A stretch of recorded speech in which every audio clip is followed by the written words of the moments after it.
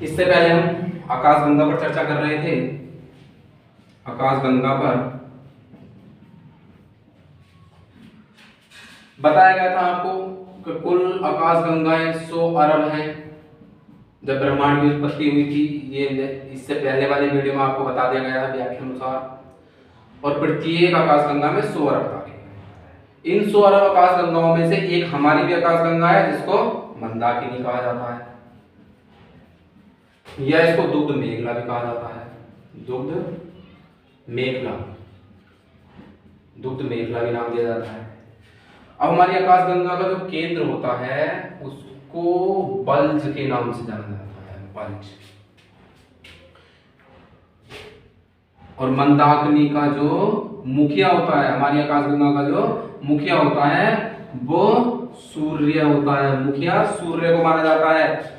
और ये सूर्य अपने 8 ग्रहों के साथ निरंतर आकाशगंगा के केंद्र बल्ज, आकाशगंगा का जो केंद्र है बल्ज, इसका निरंतर चक्कर लगाता रहता है। और एक चक्कर 25 करोड़ वर्ष में पूरा करता है। 25 करोड़ वर्ष में, जिसको ब्रह्मांड वर्ष कहा जाता है, जिसको ब्रह्मांड वर्ष कहा जाता है। देखिएगा हमारी जो आकाशगंगा है उसके नजदीकी जो सबसे नजदीकी जो आकाशगंगा है उसका नाम क्या है? उसका नाम देवयानी है। किसके नाम से जाना जाता है? देवयानी। आप ऐसे याद रख सकते हो भाई, हमारी आकाशगंगा हो गई, आकाशगंगा के जस्ट ऊपर, आकाशगंगा के जस्ट ऊपर देव निवास करते हैं, तो उससे याद रख सकते हो कि देवयानी, या इसको एंड्रोमेडा भी कहा जाता है।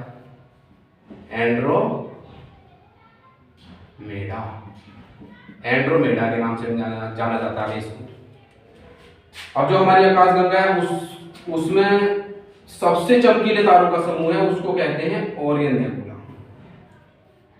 ओरियन नेबुला, ओरियन नेबुला, सबसे चमकीले तारे को ओरियन नेबुला नाम दिया जाता है। कई बार हर एग्जाम में कई बार पूछे गए क्वेश्चन है, बहुत महत्वपूर्ण क्वेश्चन है, पूरे इसलिए बता दे रहा हूं, अच्छी तरीके से याद रखने हैं भाई। देखिएगा कई बार पूछा गया है सबसे चमकीला तारा कौन सा है, सबसे चमकीला तारा कौन सा है, दूसरा सबसे चमकीला तारा कौन सा है। तो ध्यान रखिए सबसे चमकीला तारा सीरियस को कहा जाता है। सीरियस जो है वो सबसे चमकीला तारा है। हम जो सीरियस है वो सबसे चमकीला तारा, उसका नाम सीरियस है। दूसरा आता है भाई कैनोपस, दूसरा सबसे चमकीला तारा कैनोपस। अब तीसरा, एग्जाम भाई हार्ड होता चला जा रहा है, क्या पता तीसरा पूछ ले, चौथा पूछ ले, क्रम लगाने कहते। तो देखिएगा हम 10 तारे याद कर लेते हैं जो सबसे चमकीले हैं, 10 तारे। इसके लिए आपको एक लाइन याद रखनी पड़ेगी भैया, सीरियस कैरियन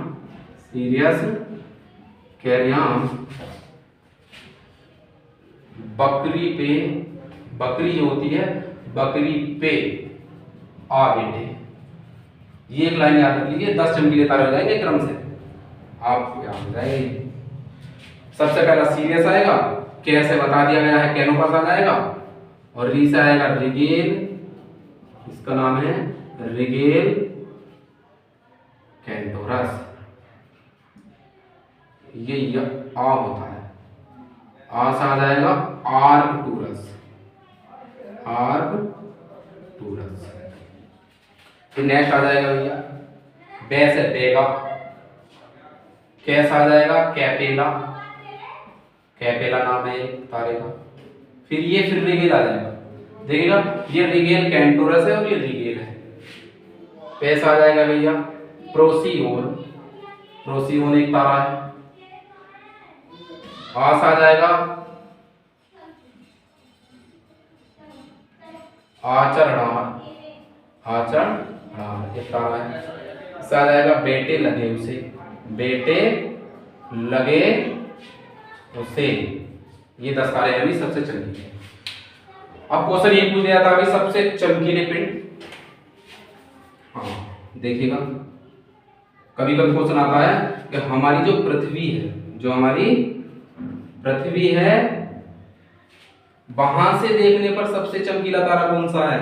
तो ध्यान देंगे, हमारी पृथ्वी से जो सबसे चमकीला तारा है उसका नाम है भाई सूर्य, उसका सूर्य है। और दूसरा सबसे चमकीला तारा हमारी पृथ्वी से दिखाई देता है उसको क्या कहते हैं? सीरियस। दूसरा, यहां अब ये दूसरा हो जाएगा, पृथ्वी पर देख लिया, पृथ्वी से सबसे चमकीला तारा कौन सा है? सूर्य, और दूसरा सीरियस। अब फिर क्रम इसी प्रकार चलता रहेगा, देखिएगा। कभी कभी क्या होता है, पिंड पूछ लिया जाता है, तो भाई पिंड बताओ, सबसे पृथ्वी से देखने पर सबसे चमकीला पिंड कौन सा है? पृथ्वी की बात चल रही है, पृथ्वी से देखने पर सबसे चमकीला पिंड कौन सा है? पृथ्वी से अगर ना बात चले तो पिंड भी यही है, सभी वस्तु पिंड के अंतर्गत आती है, चाहे वो तारा हो या कह सकते हैं ग्रह हो, उपग्रह हो, कुछ भी हो, सब पिंड के अंतर्गत आते हैं। सबसे चमकीला पिंड क्या कहोगे भैया? सूर्य है। दूसरा सबसे चमकीला कौन सा दिखाई देता है हमारी पृथ्वी से? चंद्रमा, जो एक पिंड है, ये कोई तारा नहीं है, ये उपग्रह है। तीसरा कौन सा है? शुक्र। तीसरा कौन सा है? शुक्र। कई बार पूछे गए क्वेश्चन है। और यदि कह दिया जाए सबसे चमकीला पिंड तो हो गया कौन सा है? हमारी पृथ्वी से। यदि सबसे चमकीला उपग्रह पूछ लिया जाए तो चंद्रमा, और ग्रह पूछ लिया जाए तो शुक्र, क्योंकि सूर्य एक ग्रह नहीं है।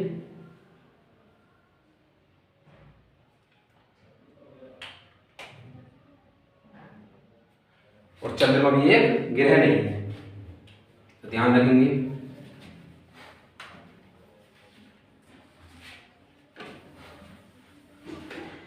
ये जो शुक्र होता है, शुक्र, शुक्र को सांझ का तारा, सांझ का तारा तथा भोर का तारा भी कहा जाता है। भोर का तारा, शुक्र को सांझ का तारा भी कहा जाता है और भोर का तारा भी।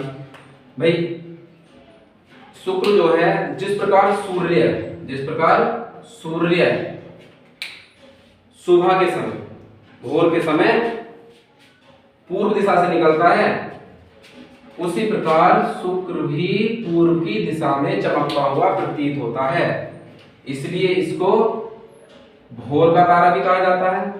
और शाम को क्या होता है, ये पश्चिम दिशा में जाकर पश्चिम दिशा में चमकता है, और इसलिए इसको क्या कहा जाता है? सांझ का तारा। इस बात को ध्यान रखना है अभी, सांझ के समय। यदि क्वेश्चन इस प्रकार पूछ लिया जाए, रात में सबसे चमकीला तारा, सॉरी, रात में सबसे चमकीला पिंड कौन सा है? सबसे चमकीला पिंड, तो भाई कौन सा होगा सबसे चमकीला पिंड? हम कहेंगे चंद्रमा। और दूसरा सबसे चमकीला पिंड कौन सा बचेगा? शुक्र। ये बात बड़ी अच्छी तरीके से आपको ध्यान रखनी है, निरंतर एग्जाम में पूछी जाती है, कई बार पूछेगी, ये बच्चों को डाउट करती है ये, इसलिए ध्यान रखना है, कई कई बार देखना है इनको। देखिएगा,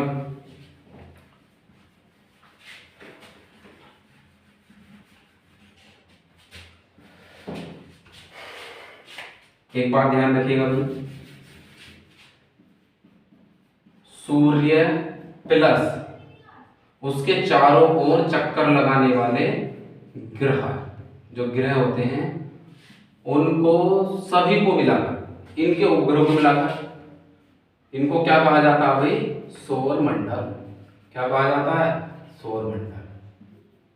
अब कई बार क्वेश्चन आता है कभी सौर मंडल के नजदीक सबसे नजदीक तारा कौन सा है? सौर मंडल के सबसे नजदीक तारा कौन सा है? दूसरा सबसे नजदीक तारा कौन सा है? तो इसके लिए आप ध्यान रखेंगे, यहां भी मैं आपको बता देता हूं 10 तारे, इसके लिए भी आपको याद रखनी है एक लाइन, प्रा बुला प्रा अब बुला, प्रा अब बुला यूं सीरियस होकर रोजाए सिंह। प्र जो है सरदार लोग प्र भाई को बोलते हैं। कोई व्यक्ति कह रहा है, ऐसे ध्यान रख लेंगे, ध्यान रखने के लिए कि प्र अब बुला यूं सीरियस होकर कि सिंह को भी रोना आ जाए। रोजाए सिंह, सिंह रोजाए सिंह। तो देखिएगा पहले आ जाएगा इससे प्रोक्सिमा सेंचुरी, प्रोक्सिमा सेंचुरी पहला तारा, सौर मंडल के सबसे नजदीक तारा प्रोक्सिमा सेंचुरी। दूसरा सबसे नजदीक तारा, देखिए कोई कुछ बच्चों को डाउट रहेगा भाई सूर्य होगा, नहीं, सूर्य से मिलकर तो सौर मंडल बनता है, तो सूर्य सौर मंडल के अंतर्गत है। हम पढ़ रहे हैं सौर मंडल के नजदीक सबसे नजदीक तारा कौन से है। पहला प्रोक्सिमा सेंचुरी, सूर्य नहीं, सूर्य तो सौर मंडल के अंतर्गत आता है, प्रोक्सिमा सेंचुरी। दूसरा अल्फा सेंचुरी, अल्फा सेंचुरी। तीसरा आ जाता है बेनोड, तारे का नाम है बेनोड। चौथा आ जाता है बुल्फ, ये एक लाइन से ध्यान रखेंगे इसको, बुल्फ। फिर आ जाता है लालैंड, लालैंड एक तारा है। फिर आ जाता है यूबीसी, यूबीसी। फिर सीरियस आ जाता है, जो अभी हमने पढ़ा था सबसे चमकीला तारा सीरियस, और ये हमारे सौर मंडल के 7वें नंबर पर आता है। 1 2 3 4 5 6 7 7वें नंबर पर आता है कौन सा, सीरियस। फिर इस हो को रखेंगे साइलेंट। फिर आता है भैया रॉक्स, रोस, रोस एक तारा आता है रोस। फिर जी एस आ जाएगा जीएक्स, जीएक्स। फिर सिंग्स आ जाएगा सिगीज, सिगीज। ये है हमारे सौर मंडल के सबसे नजदीक तारे। क्रम लगाना पूछ लिया जा सकता है, क्रम लगाइए, पहला दूसरा तीसरा या सातवां क्रम पूछ लिया जाएगा, कौन सा क्रम कहाँ हो सकता है, या पहला दूसरा पूछ लिया जा सकता है। यहाँ से कई बार क्वेश्चन आते हैं। तो भी देखिएगा तारों की बात चल रही थी, पिंड तो हमने तारों पर चर्चा कर दी, तो अब हम तारों की थोड़ी व्याख्या और कर लेते हैं, तारों को कैसे कैसे उत्पत्ति हुई है। देखिएगा सर्वप्रथम क्या माना जाता था, एक गैलीलियो वैज्ञानिक आए थे। एक बात ध्यान रखो, एक गैलीलियो, एक गैलीलियो वैज्ञानिक आए थे जिन्होंने दूरबीन की सहायता से सर्वप्रथम तारों का अध्ययन किया था। दूरबीन की सहायता से सन 1609 ईस्वी में, सन 1609 ईस्वी में सर्वप्रथम गैलीलियो नामक वैज्ञानिक ने दूरबीन की सहायता से तारों का अध्ययन किया था। और हमेशा ध्यान रखेंगे तारों की, तारे हो या ब्रह्मांड की जितनी भी दूरियां हैं वो हमेशा प्रकाश वर्ष में मापी जाती है। ये इसलिए मैंने तुम्हें आपको पहले ही क्लियर करा दिया है सब बात, प्रकाश वर्ष में मापी जाती है सभी दूरियां। आपको बताया गया था भाई प्रकाश वर्ष क्या होता है, प्रकाश वर्ष का मान भी बताया गया था, खगोलीय दूरी बताई गई थी, ये सब बताए गए थे। नीचे आपको पारसी भी बता दिया गया था। तो 1609 ईस्वी में दूरबीन की सहायता से किसने अध्ययन किया था भाई, गैलीलियो नामक वैज्ञानिक। सर्वप्रथम क्या माना जाता था कि तारों का न तो निर्माण होता है, न तो इनकी उत्पत्ति होती है, और न ही इनका अंत होता है। न तो निर्माण होता है और न ही अंत होता है। लेकिन खगोलीय शास्त्र, कुछ हमारे खगोलीय शास्त्र हैं वैज्ञानिक, जैसे गैलीलियो हुए और वैज्ञानिक हुए, उन्होंने भाई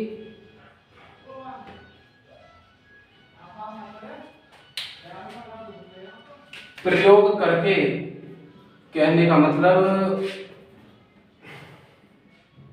खोज करके ये सिद्ध कर दिया कि भाई तारों का निर्माण भी होता है और अंत भी होता है। तारों का निर्माण भी होता है, साथ साथ अंत भी होता है। जिस प्रकार इन्होंने क्या बताया इसके बारे में, जिस प्रकार मनुष्य 4 अवस्थाओं से होकर गुजरता है, जैसे कौन कौन सी अवस्थाएं हैं वो, पहली अवस्था है बाल्यावस्था, बाल्यावस्था, फिर किशोर अवस्था, किशोर अवस्था, फिर युवा अवस्था, युवा अवस्था, और फिर वृद्धावस्था, वृद्धावस्था। उसी प्रकार भैया तारा भी 5, मनुष्य 4 अवस्थाओं से होकर गुजरता है, तारे को कितना बताया 5 अवस्थाओं से होकर गुजरता है, और तारे की उत्पत्ति होती है और बाद में उसका अंत भी हो जाता है।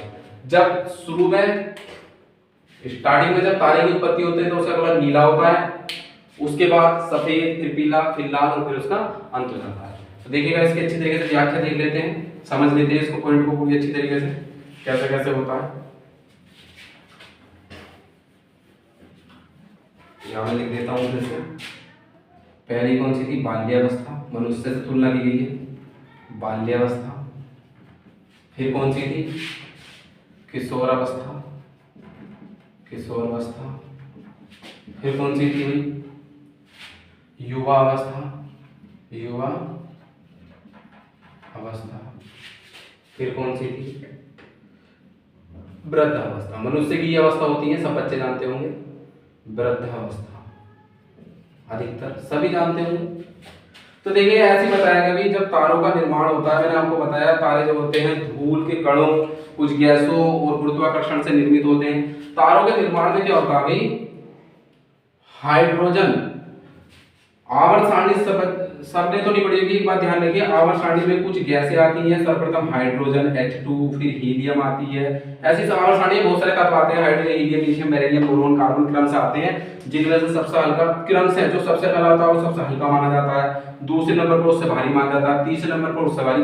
परमाणु क्रमांक के अनुसार पहला 1 आया, इसका नंबर 2 आया, ऐसे इसके भार बढ़ते जाते हैं। ये भार जैसे 1 इसका होता है 1, इसका 2H4, इसका होता है हाइड्रोजन, लिथियम आएगा, फिर लिथियम का कितना होता है 6। तो जैसे ये भार बढ़ते जाते हैं ऐसे सबसे हल्का कौन सा हो जाएगा, ये भार ऊपर होते हैं ना, तो सबसे हल्का, फिर उससे भारी, फिर उससे भारी, ऐसे बढ़ता जाता है। तो हम क्या कह सकते हैं भाई, सबसे हल्की गैस कौन सी है, हाइड्रोजन, सबसे हल्की गैस हाइड्रोजन। लेकिन ये एक क्रियाशील गैस है, कैसी गैस है, क्रियाशील, ये बात ध्यान रखेंगे, ये क्रिया करती है। और हीलियम जो है ये भी हल्की गैस है, लेकिन ये हाइड्रोजन थोड़ी भारी गैस है, ये अक्रिय गैस है, अक्रिय। जिसलिए इसी के लिए इसका प्रयोग वायुयान के टायरों में किया जाता है, इसका नहीं, क्योंकि क्रियाशील गैस है, क्रियाशील क्या होगी, जल से सॉरी ऑक्सीजन से क्रिया करेगी और जल बना लेगी, बहुत ज्यादा भारी कर देगी उसको, तो इसलिए इसका प्रयोग किया जाता है वायुयान टायरों में। एक बात ध्यान रखिए भैया, हमारे तारों की उत्पत्ति कैसे होती है, खोज करके बताया कि भाई, अब एक बात ध्यान रखो, ये मैंने क्या बताया आपको, 1H2, फिर ऐसे आता है भैया 1H1, 1H2, 1H3, ये आते हैं इस प्रकार। पहला आता है 1H1, फिर आता है 1H2, फिर आता है 1H3। हाइड्रोजन के ही 3 समस्थानिक हैं, कितने हैं, 3 समस्थानिक, जिनके स्थान समान होते हैं, उनको क्या कहा जाता है, समस्थानिक। देखिएगा इसका नाम क्या दिया जाता है भैया, प्रोटियम। पहले समस्थानिक को प्रोटियम, फिर को क्या जाता है, ड्यूटेरियम, ड्यूटेरियम, फिर इसको क्या कहा जाता है भाई, ट्राइटियम, ट्राइटियम, प्रोटियम कहा जाता है इसको, ड्यूटेरियम इसको ट्राइटियम। जब ये हीलियम से क्रिया करते हैं, जैसे 1H2, जब हीलियम से क्रिया होती है 1H2 की, 2He4 से क्रिया होती है,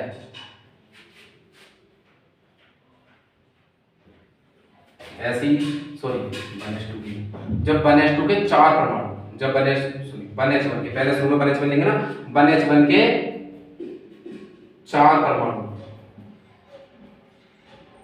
क्रिया करते हैं, तो वो किसका निर्माण करते हैं, देखिएगा He4 का, 2He4 का, दूसरे नंबर पाएगा तो 2He4 का, और प्लस बहुत सारी ऊर्जा निकलती है, काफी सारी ऊर्जा इसमें निर्मित होती है। ऐसी क्या होता है, यहाँ ड्यूटेरियम, ड्यूटेरियम में ये होता है, यहाँ पर आप ध्यान रखिएगा भैया 1H2 है, यहाँ पर प्लस 1H2, यहाँ 1H1 था तो 2 और 2 4 हो जाएंगे, तो यहाँ भी क्या बनेगा, 2He4, यहाँ परमाणु भार 4 हो जाएगा। ऐसी एक ट्राइटियम एक ड्यूटेरियम के साथ क्रिया कर सकते, सॉरी ड्यूटेरियम के लिए एक ट्राइटियम एक प्रोटियम के साथ क्रिया कर सकता है, ड्यूटेरियम के साथ नहीं कर सकता, क्योंकि परमाणु भार कितना हो जाएगा 5, और जिसके कारण हीलियम नहीं बनेगा। ध्यान रखेंगे इस बात को। अब हम आ जाते हैं भाई पूरी चर्चा पर। ये तो मैंने आपको वैसे बेसिक के बेस से बता दिया थोड़ा मोड़ा। हम ध्यान देंगे जब हाइड्रोजन किस में परिवर्तित हो रहा है, मैंने बताया हाइड्रोजन क्रिया करता है। हाइड्रोजन जब क्रिया करता है 1H1 या 1H2 जब क्रिया करता रहता है तो किस में परिवर्तित होता है, हीलियम में। लगातार हीलियम में परिवर्तित होता रहता है। जब ये हीलियम में परिवर्तित होता रहता है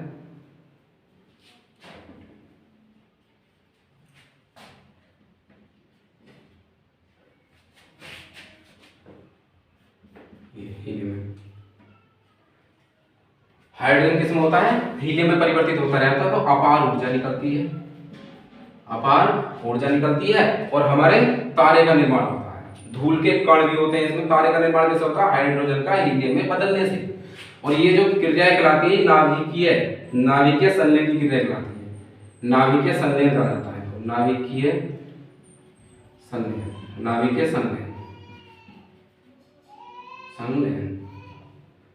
संलयन कहता है। हाइड्रोजन बम, जो हाइड्रोजन बम होता है, हाइड्रोजन बम, इसमें कौन सी क्रिया होती है, नाभिकीय संलयन। ये रहा हाइड्रोजन बम में किसी क्रिया होती है, नाभिकीय संलयन क्रिया होती है।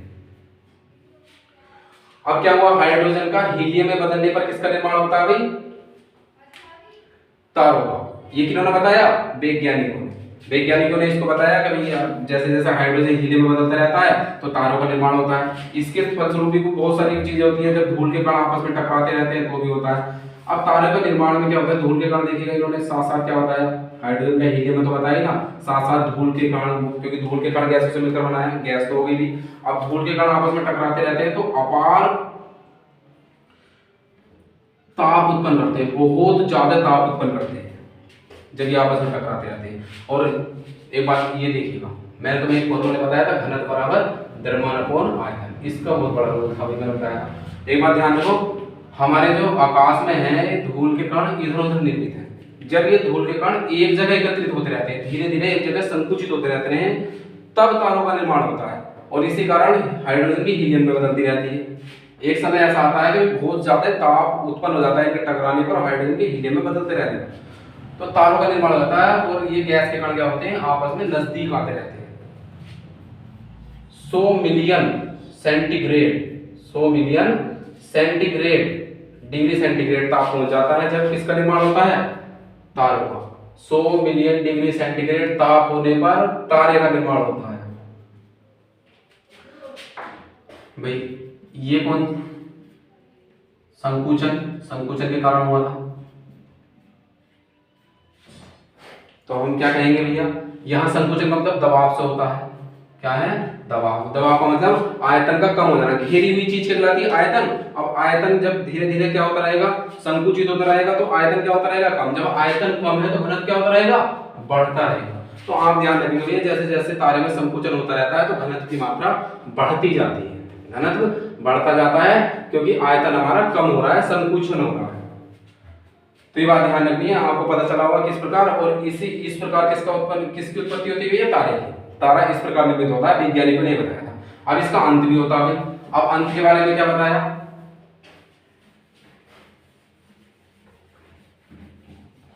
वैज्ञानिकों ने बताया जिस प्रकार मनुष्य 4 अवस्थाओं से होकर गुजरता हुआ जाता है, उसी प्रकार तारा भी 5 अवस्थाओं से होकर गुजरता हुआ जाता है। सबसे पहली अवस्था कौन सी अवस्था थी मनुष्य की, बाल्य अवस्था। सबसे पहली बाल्य अवस्था। दूसरी अवस्था कौन सी थी, किशोर अवस्था। तीसरी युवा अवस्था, फिर वृद्धावस्था।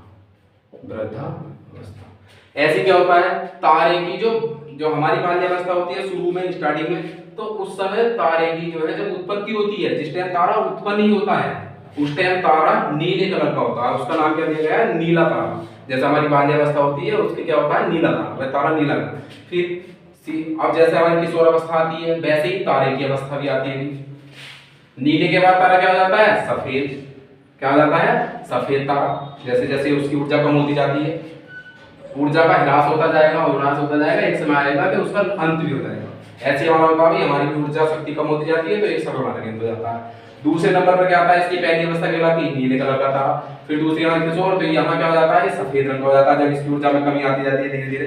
तीसरी अवस्था में क्या होता है, अभी फिर से कमी आई तो अब कौन सा हो जाएगा, ये रंग पीले कलर का हो जाता है, तो पीला तारा। अब क्या हो जाता है, अंत में आके ये लाल तारा बन जाता है और इसके बाद इसका अंत हो जाता है। तो देखिएगा ये चार अवस्थाएं हो गई, पांचवी अवस्था क्या है, अंत के समय की अवस्था को पांचवी अवस्था। देखिए कैसे अंत होता है, वो पांचवी अवस्था में आती है। जो तारे का अंत होता है, जब तारे का अंत, जब तारा लाल कलर का हो जाता है, जब तारा क्या हो जाता है लाल, और इसकी ऊर्जा समाप्ति हो चुकी होती है, कुछ ही ऊर्जा होती है। जिस प्रकार क्या होता है, आपने संतरा देखा होगा भाई, संतरा होता है, जिस प्रकार हम संतरे का छिलका उतार देते हैं ना, जिस प्रकार हम क्या करते हैं, संतरे का छिलका उससे अलग कर दिया जाता है, उसी प्रकार जब तारा अपनी अंतिम अवस्था यानी चौथी अवस्था में होता है तो इसका रंग लाल हो जाता है, ऐसा माना गया है। और इसकी जो ऊपरी परत है वो इस प्रकार हटती है जैसे छिलका, जैसे संतरे का छिलका उसी सतह से हट जाता है, और जब ये हटती है तो बहुत बड़ा विस्फोट होता है, बहुत खतरनाक विस्फोट होता है, जिसको नाम दिया गया भैया सुपरनोवा विस्फोट। सुपरनोवा विस्फोट। सुपरनोवा विस्फोट के समय जब सुपरनोवा विस्फोट होता है, यदि जिस तारे में सुपरनोवा विस्फोट हुआ है, यदि उस तारे का द्रव्यमान सूर्य का द्रव्यमान, सपोज करते हैं भाई सूर्य का द्रव्यमान मान लिया हमने, सूर्य का द्रव्यमान 1 × 10⁻⁹ किलोग्राम है। वैसे 2 × 10⁻⁹ होता है, 1 मान लिया है आसानी के लिए, आसान बनाने के लिए 1 × 10⁻⁹। आप ये भी कह सकते हो भाई 1 अरब।